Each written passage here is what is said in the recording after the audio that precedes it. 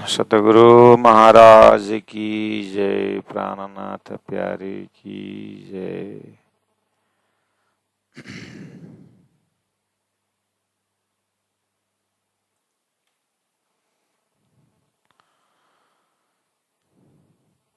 गोकुल आँखों की दो गेहलों अने वालो तो बची क्षणा, जिहाँ मलो तिहाँ यह जबातो हास विनोद रमण, हास विनोद रमण।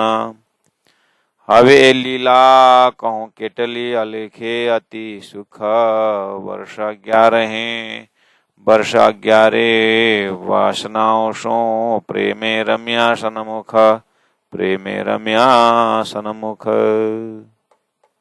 सच्चिदानंद पार ब्रह्म की जय। परमादरणीय सुंदर साथ जी, कलश गुजराती प्रकरण 8 चौपाई नंबर 49-50 हम चिंतन करते हुए, इसमें शीर्षक में ही है इसका गोकुल लीला करके है। और श्री कृष्ण के साथ ब्रजवासियों ने जो, यानी अर्थात धरती में त्रेता में भगवान राम आए, द्वापर के लिए आए, और द्वापर के अंत में श्री कृष्ण आते हैं आज की तिथि में हम कलयुग की आत्माओं को पार लगाने के लिए। तो हमें ऐसा सार चीज धर्मशास्त्र में कठोर कठोर साधना बताया हुआ है, लेकिन श्री कृष्ण के अवतरण से आत्माओं के लिए बहुत सरल रास्ता मिल गया, ब्रज का प्रेम, रास का प्रेम। तो गोकुल लीला से हमें शिक्षा मिली कि अन्य धर्मशास्त्रों से भी ज्ञान मिलता है, और धर्म गुरुओं से भी हम श्रीमद् भागवत के माध्यम से, प्रवचन के माध्यम से, कथा के माध्यम से, लेखन शैली के माध्यम से हमें ज्ञान शिक्षा तो मिलती रहती है। उसी परिप्रेक्ष्य में तातमानी द्वारा रास और प्रकाश ऋतु होते हुए कलश में ये ज्ञान गोकुल लीला अनुभव कर रहे हैं। तो आइए कि प्राणनाथ जी कह रहे हैं, हवे ए लीला हूं केटली कहूं। ये रास के विषय, या गोकुल नगरी में जो श्री कृष्ण की बाल लीलाएं हैं, इसके विषय में कहाँ तक वर्णन करूं। अलेखे अति सुख, अलेखे है अर्थात लेखनी में नहीं आता है, अति सुखदायी है। और वर्ष 11 वासनाओं, वासना मतलब दिव्य परम धाम की आत्माओं को वासना कहते हैं, जबकि शास्त्रों में वासना शब्द जो मायावी गुण को वासना बोलते हैं, लेकिन यहाँ उस अर्थ में नहीं। यह वासना मतलब पवित्र आत्मा जो दिव्य परम धाम से खेल देखने के लिए, जो सूरता को वासना कहते हैं। और वैसे भी फूल की वासना जो है, हम फूलों में भी होते हैं और हमारे नाक में भी होते हैं। तो इसी तरह इन वासना इस अर्थ में कि ब्रह्मात्माओं की जो परात्म स्वरूप परमधाम परमात्मा के पास है, और सूरता के रूप में अर्थात नींद में जैसे हम सपना में जाते हैं, तो सपना के भांति संसार का अनुभव कर रहे हैं, इसलिए हो मेरी वासना तुम चलो आगम के पार करके संबोधन भी किया है। तो वासनाओं मतलब परमधाम की वासना स्वरूप पवित्र आत्माओं के साथ 11 वर्ष और 52 दिन, 11 वर्ष संयोग लीला माना जाता है और 52 दिन वियोग लीला माना जाता है। ऐसे प्रेम लीलाएं की प्रेमे रम्या सनमुख, आमने सामने होकर के, सन्मुख होकर के प्रेम की लीलाएं रम्या खेले, 11 वर्ष 52 दिन संयोग वियोग की लीलाएं। तो इस तरह से सुंदर साथ जी अब किनारा लग रहा है ब्रज लीला। तो अब ब्रज लीला से रास में जाते जाते हमें बहुत कुछ इसके अंदर देखना, सुनना है और अनुभव करना है। तो आगे शब्द आ रहा है, जैसे शब्द आएगा उसी समय इसका थोड़ा सा अनुभव करेंगे, वर्कशॉप में जाएंगे। तो ब्रजलीला जैसी पूरी हो गई 11 वर्ष 52 दिन की रात्रि, जो उसको बोलते हैं एक दिन गौ चारवा। वैसे तो वो गौ चराने के लिए दशमी तिथि अष्टमी तिथि में जाते ही थे। तो जैसे 11 वर्ष 52 दिन की जो दिन है, मतलब तो 11 वर्ष 52 दिन क्यों, 52 दिन का क्यों इतना ध्यान दे रहे हैं? क्योंकि 11वां वर्षगांठ के समय में श्री कृष्ण ने अपने प्रपोजल रखा कि ब्रह्मात्माओं के साथ अर्थात गोपियों के साथ, गोपिनियों के साथ, चलो आज मेरा बर्थडे है, वृंदावन में मनाएंगे। तो हम वन नहीं जाएंगे, हम कुलवधु हैं, हम बहू, रात के समय हम संध्या समय निकल नहीं सकते। तो इस तरह से गोपियों ने जवाब दिए। लेकिन 11 वर्ष जो जन्म दिवस मनाने, 11वां वर्षगांठ मनाने के लिए मना किए गांव से बाहर जाके करने में। तो ग्वाल बाल के साथ गए श्री कृष्ण और ग्वाल बाल के साथ जा करके मनाए। लेकिन जैसे वापस आए, वापस आने के बाद फिर श्री कृष्ण अपना एक गुस्सा होने की लीला उन्होंने लीला की, मतलब बोलचाल बंद किए। तो जब ये 11 वर्ष तक इतना प्रेम बांटने वाले स्वरूप रसिक जब बोलचाल बंद हो गया, तो ग्वाल बाल के साथ बराबर बोलते हैं और कुमारियों के साथ भी ठीक ठीक, और गांव के जो बूढ़े लोग हैं उनके साथ बराबर बात करते हैं, बस सिर्फ गोपिनियों के साथ नहीं करते। तो परम धाम की ब्रह्मात्माएं हैं उनके साथ नहीं करते। तो अब बहुत वियोग का अनुभव हुआ। जितना संयोग गहराई से होता है, जितना पहचान गहराई से होता है, उतना ही वियोग भी उतना ही गहराई से होती है। ये सब जानते हैं हम। तो वो घटना को यहाँ पर समावेश किया गया है। वर्ष 11 वासनाओं प्रेमे रम्य सन्मुख, एक दिन गौ चारवा वालो पहुंचाते वृंदावन। यहाँ तो शॉर्टकट में पूरा कर दिया। अब वृंदावन इसीलिए बता रहे हैं कि वृंदावन में रास रमना है। आगे का प्रकरण जोगमाया अनुप्रकरण करके रास का ही वर्णन है सुंदर साथ जी। इसी तरह से दिव्य परम धाम में आज का दिन जो है अक्षर और अक्षर ब्रह्मात्माओं के साथ दर्शन के पश्चात आपस में प्रश्नोत्तरी होना, और तीसरी बम से दूसरी बम, दूसरी बम से प्रथम बम मिला में सुंदर सिंहासन पर श्रीराज जी महाराज विराजमान है और हमारी परात्म को श्रीराज जी महाराज पास में देख रहे हैं और हमारे ऊपर, हमारी परात्म के ऊपर फरामोशी और शूरता के रूप में हमने जो अक्षर द्वारा बना हुआ सपना की सृष्टि के उत्तम जीव जो है, जिसको गोपी कहा जाता है, गो मतलब इंद्रिय, पी मतलब पीना, इंद्रियों से जो प्रेम पीते हैं, ऐसे गोपियों के हृदय में अंतरात्मा स्वरूप में परम धाम से सूरताएं खेल देख रही है, खेल में आई है। तो वहां पर लक्ष्य करते हुए अब उन ब्रह्मात्माओं को, अभी तक कालमाया का शरीर धारण करके उन्होंने 11 वर्ष 52 दिन रहे, अब जो है योग माया का शरीर धारण करके रास रमाना है, उसका प्रसंग चल रहा है। तो बोले ग्वाला गौ लई वल्या, ग्वाला के साथ ग्वाल जन सभी हैं, उसमें गौ लेकर के वापस आ रहे थे। तो कल्याण जी से कहा कि मैं आगे बलराम जी के साथ जा रहा हूँ, बलराम जी से कहा कि मैं पीछे कल्याण जी के साथ आ रहा हूँ। ऐसे कुछ नटखट कृष्ण तो है ही, और कदम के वृक्ष पर चढ़ गए। सब घर चुपचाप, सब गौ ग्वाल वाल सब आ गए, गौ बछड़ा सब आ गए, और कल्याण जी बलराम जी आ गए और पूछने लगे कान्हा कहाँ है। कान्हा तो बोला मैं तो आगे जाऊंगा, बोला नहीं मेरे साथ तो पीछे आने को बोला है। पूरा ब्रजमंडल में एक प्रकार का निराशा छाया। उसी समय उन्हें ऐसी बंसी बजाई कि बन बांसुरी बजाए आज रंग से मुरारी, बन बांसुरी बजाए आज रंग से मुरारी, भजन गाते हैं। और इस तरह से बंसी के नाद सुनने में आया तो सब अब जो 52 दिन के वियोग में तड़प रहे थे, तो उन ब्रह्मात्मा स्वरूप गोपिनियों ने तो अपने नाम से बुलाया गया, ऐसा भान हुआ।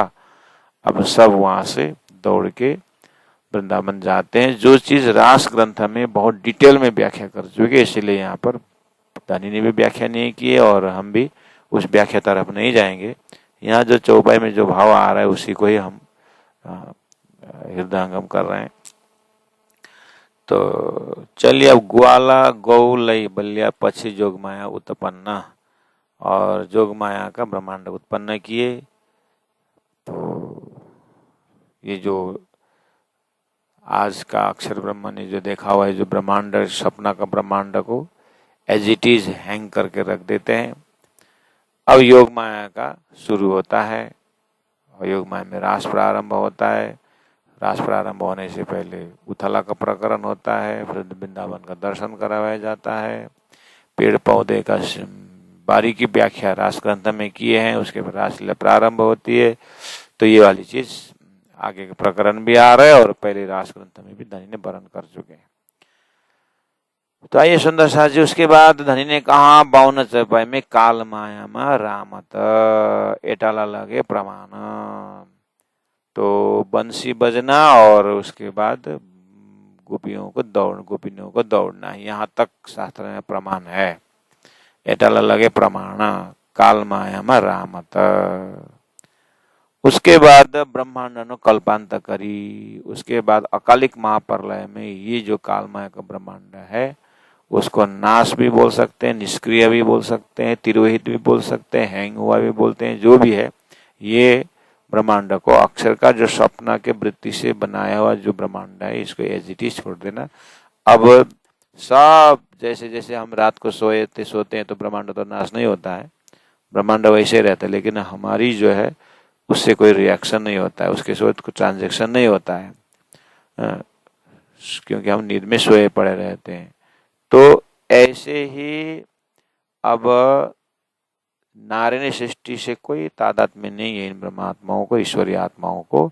ये जो ये अलग से योगमय अक्षर धारण करके अब रसरास में प्रवेश होते हैं, उसको बोलते हैं यहाँ पर काल माया मा रामत एटला लगे प्रमाण। उसके बाद ब्रह्मांड नो कल्पांत करी, काल माया को ब्रह्मांड को एंडिंग करके कल्पांत करके अखंड की दो निर्वाण, उसको फिर अक्षर ब्रह्म ने बाद में अखंड करते हैं राष्ट्रमन के मध्य में। इसीलिए इसको यही इतना ही समझना है।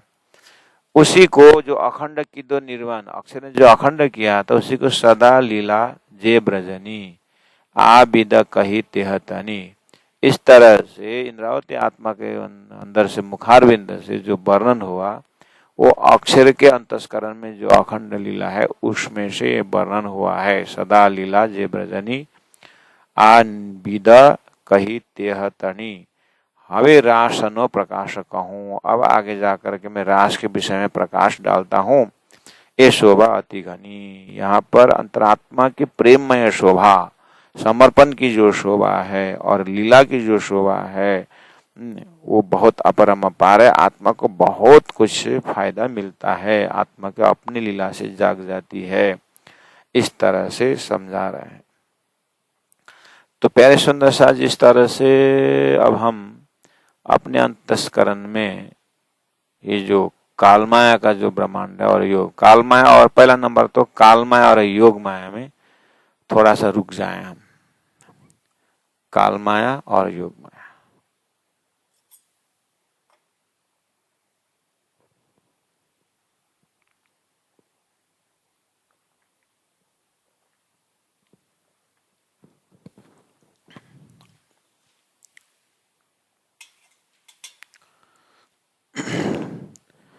काल माया जो परमात्मा से वियोग बना दे, परमात्मा से दूर बनाए, वो काल माया। जो परमात्मा से संयोग में रखे, वो योग माया। और दूसरी बात कहें, जिसमें हमारी अंतरात्मा शरीर संसार व्यवहार में बहुत पूरी तरह लगा हो और आत्मा परात्मा परमधाम मोक्ष के विषय में कुछ भी चिंतन न हो, ऐसी अवस्था काल माया का अवस्था।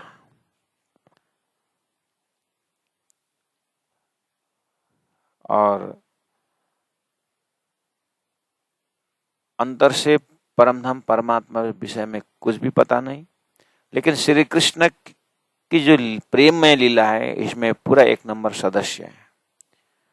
श्री कृष्ण की लीला ही, बाल लीला ही सफल हुआ है ब्रज गोपियों के साथ रमने से। इसलिए उनके लीला पात्र होकर के रमना। लेकिन वो परमधाम के विषय में श्री कृष्ण की जो अलौकिक परिचय है, जो ब्रज लीला का ध्यान चिंतन में नहीं मिलता है। इसलिए ये काल माया का ब्रह्मांड, काल माया की लीला करके नाम दिया है। काल माया रामता क्यों बोला?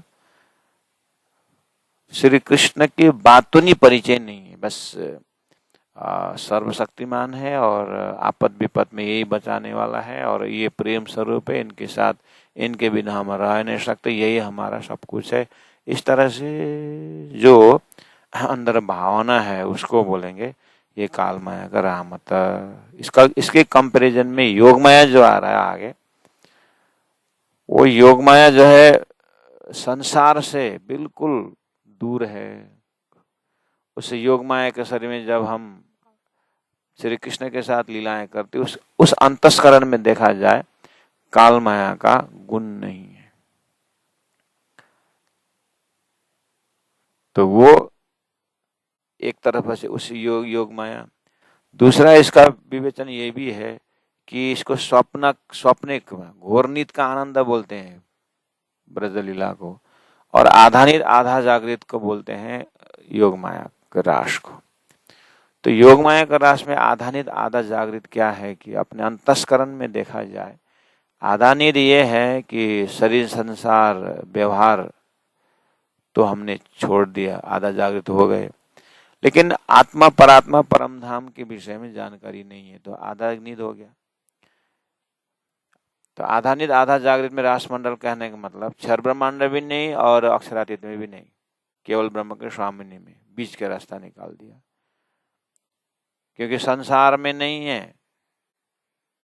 योग माया का काल माया का ब्रह्मांड प्रलय हो गया, लेकिन परमधाम का ज्ञान नहीं, इसलिए परमधाम के विषय में जानकारी भी नहीं है, तो परमधाम में भी नहीं खेले, कहाँ खेले रास। तो हमारे केवल ब्रह्म अर्थात हमारे चित्त अंतस्करण में उस रास का लोकेशन का दर्शन होता है। जैसे अक्षर ने अपने चित्त के, अपने केवल ब्रह्म, अपने चित्त के अंदर जो है केवल ब्रह्म के स्वामिनी के मन अंतस्करण में रास का योग माया का ब्रह्मांड बनाया हुआ है। और वहां रमने का अर्थ है कि हम अपने अंतस्करण के चित्त में भी दर्शन कर सकते हैं, जो गुणांग इंद्रियों में भी वो नहीं है, और आत्मा से परमात्मा का भी परिचय नहीं है। चित्त अंतस्करण में हम रास का आनंद ले सकते हैं। यह है इंडिविजुअल साधना में दर्शन करने का जगह।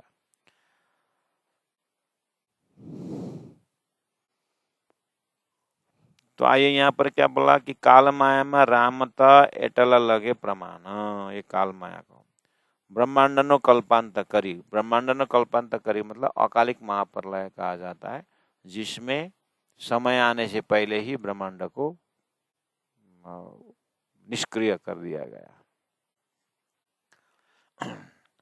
अब अखंड की तो निर्वाण, बाद में उसको अक्षर ने अखंड कर दिया।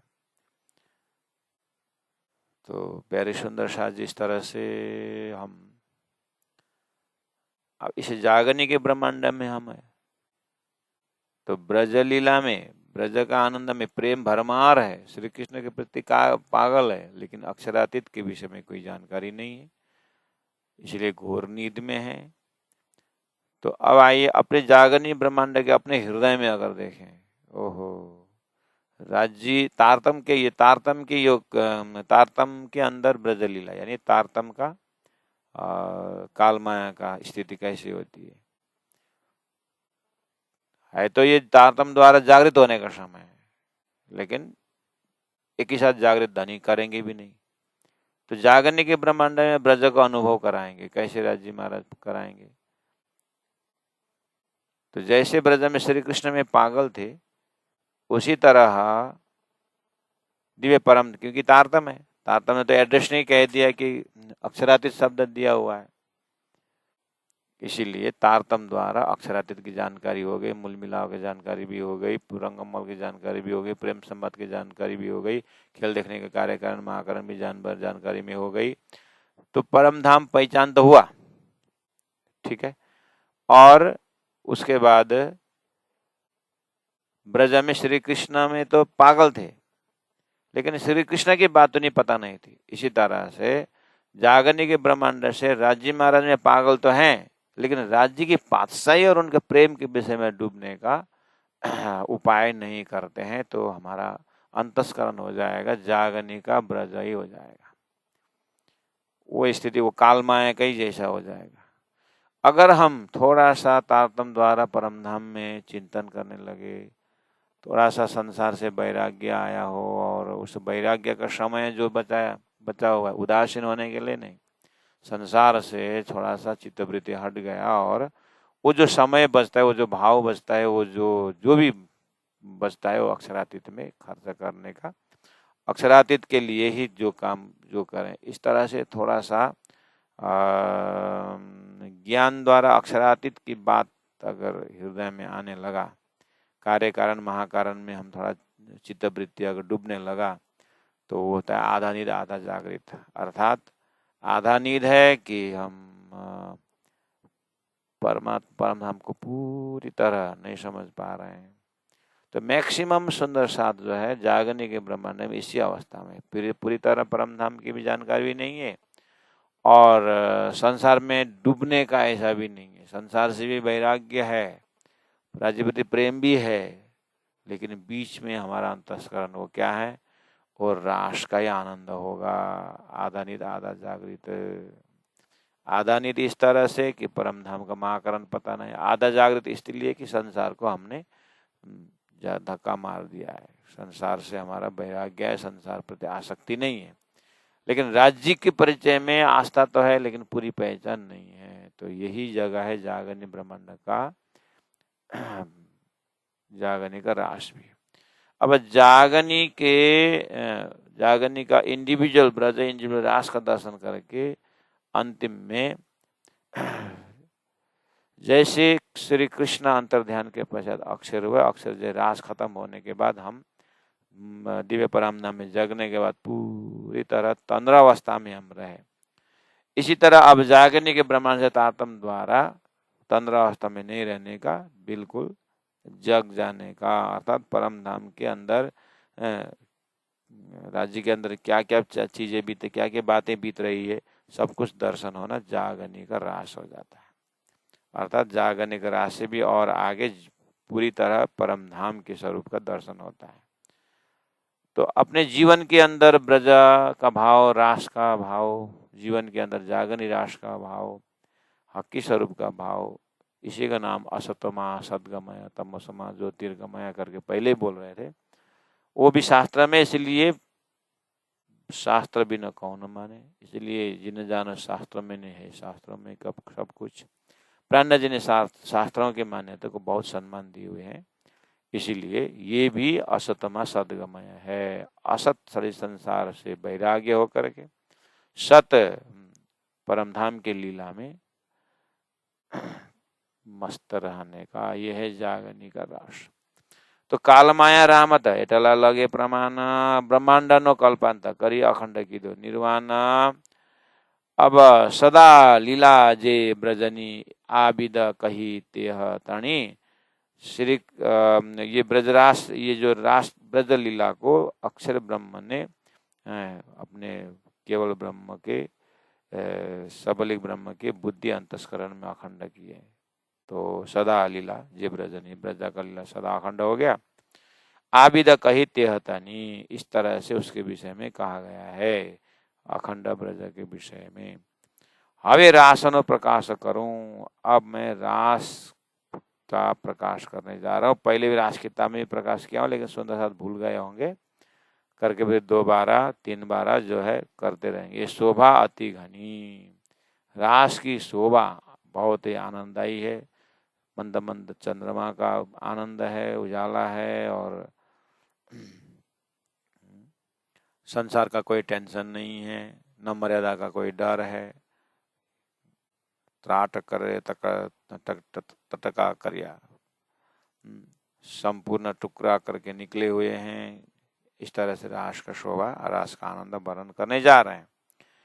हवे रासन प्रकाश कहूँ ये शोभा अधिगनी, रास के विषय में प्रकाश डालता हूँ कि किसने रास खेलने वाले कौन है, क्यों खिलाया गया, रास में पात्र पात्र कौन थे, और रास का त्रिधा भेद क्या है, ये सब की जानकारी रास किताब में देंगे करके बोल रहे हैं।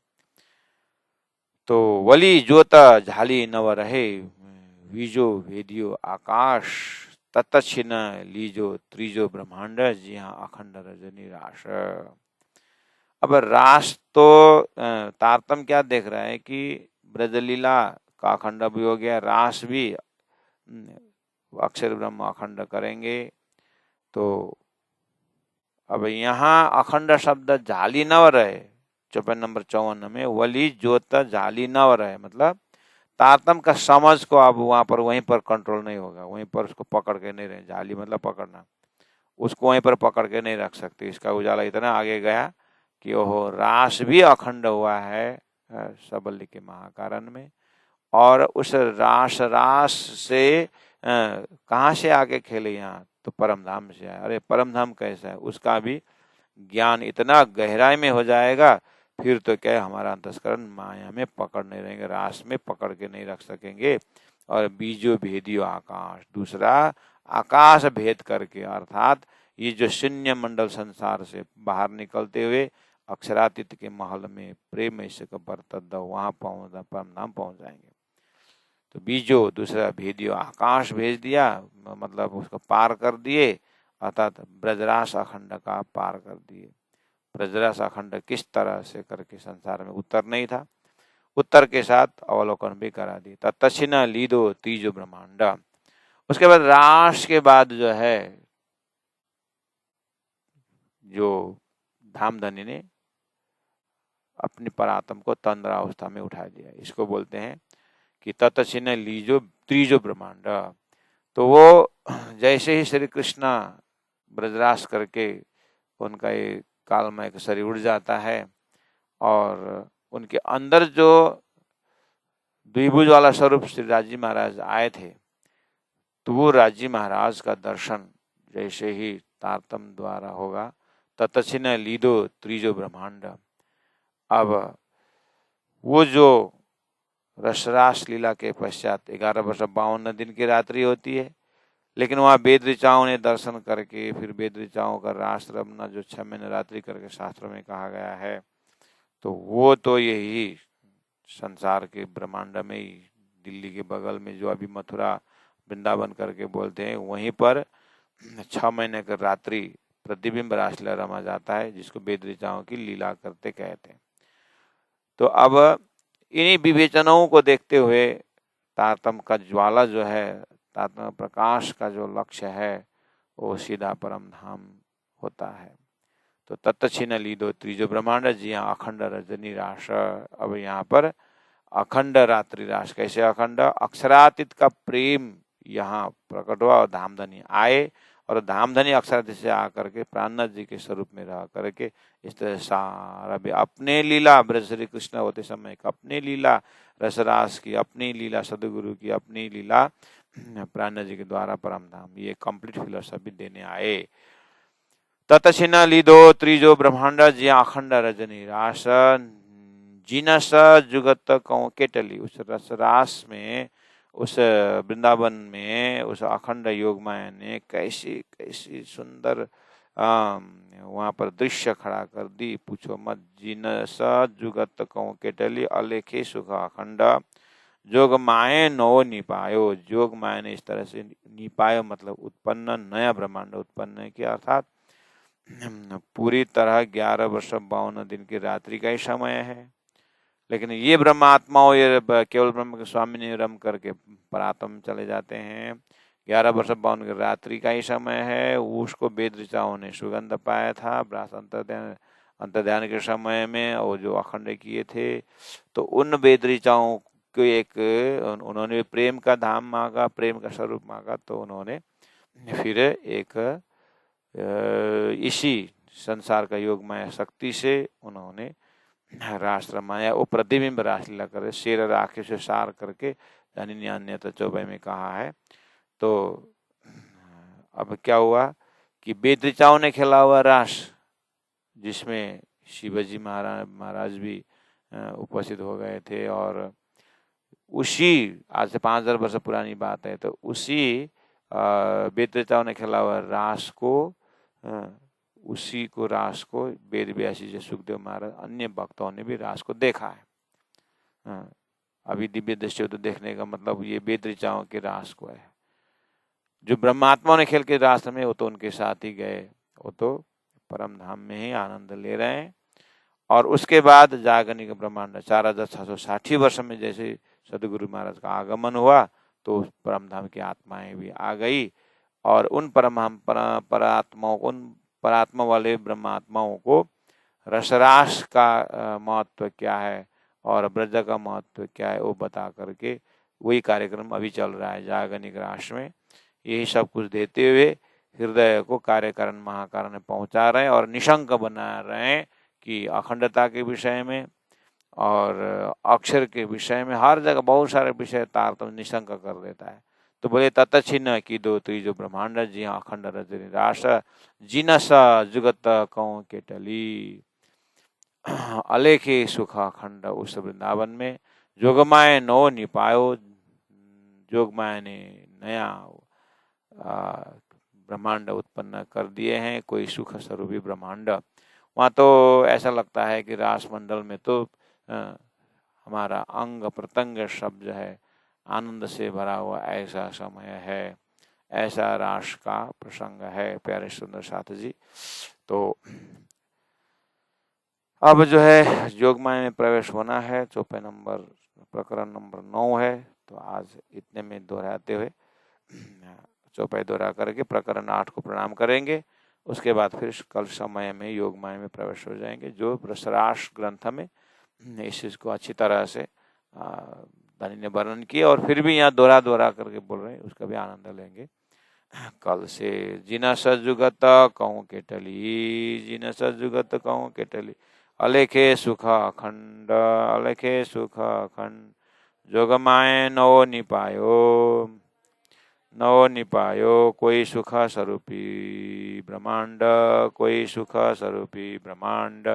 बोलो श्री प्राणनाथ प्यारे की जय, सदगुरु महाराज की जय, तीनों परिधाम की जय, गुरु जी 108 मंगलदास जी महाराज की जय, गुरु जी 108 दीनदयाल जी महाराज की जय। प्रणाम सुंदर साथ जी, प्रणाम।